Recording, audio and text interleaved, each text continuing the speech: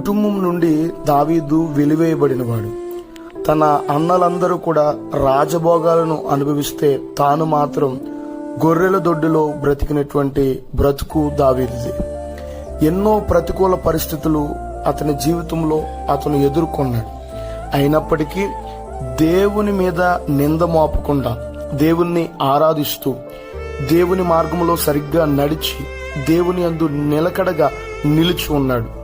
దేవుడు అతనికి తోడై ఉండి అతని పక్షాన నిలబడ్డాడు. దావీదుకి విరోధంగా లేచిన ఏ ఆయుధము కూడా వర్ధిల్లలేదు. తన జీవితంలో తనకు విరోధంగా వచ్చిన ఎలుగుబంటి గాని, సింహం గాని, గొలియాతు గాని, సౌలు గాని ఇలాంటివి ఎన్నో ఆయుధాలు దావీదు జీవితంలో విరోధంగా లేపబడ్డాయి గాని వాటన్నిటిలో నుండి దావీదుకి జయమిచ్చాడు. ప్రియమైన సహోదరి సహోదరుడా, నీవు గనక దేవునిలో సరిగ్గా